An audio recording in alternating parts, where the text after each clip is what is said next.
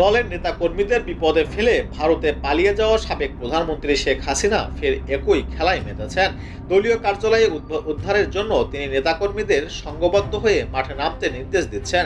এমনকি উস্কানি দিয়ে বলেছেন, মাঠে নামার সময় এক গ্রুপ সামনে আরেক গ্রুপ পেছনে থাকবা।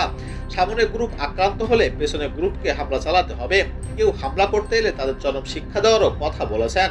গতকাল একটি ফোনালাপের আওয়ামী লীগের কেন্দ্রীয় কার্যালয়ে যে কোনো মূল্যে উদ্ধার জন্য এরকম নির্দেশ দেন শেখ হাসিনা। দিল্লিতে বসে টেলিফোনে যুবলীগের প্রেসিডিয়াম সদস্য ও ভোলা ৩ আসনের সাবেক সংসদ সদস্য বিদেশে পলাতক নুরনবী চৌধুরী শাওনকে তিনি এই নির্দেশনা দেন। এদিকে এরকম নির্দেশনা নিয়ে খোদ আওয়ামী লীগের নেতাকর্মীরা বিরক্ত এবং সংক্ষুব্ধ। নাম প্রকাশে অনিচ্ছুক বেশ কয়েকজন নেতা বলেছেন, সত্যি কথা বলতে কি কেউ হয়তো এই মুহূর্তে ভয়ে বা অন্য কোনো কারণে প্রকাশ্যে শেখ হাসিনার বিরুদ্ধে কথা বলবেন না, কিন্তু ৫ই আগস্টের পর দলের অনেক নেতাকর্মী ওনার উপর চরম ক্ষুব্ধ।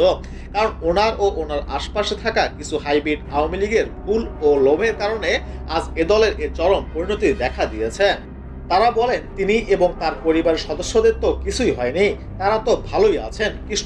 প্রশ্ন হলো, তিনি কিভাবে দেশের লাখ লাখ নেতাকর্মীকে বিপদের মধ্যে রেখে এভাবে পালিয়ে যেতে পারলেন।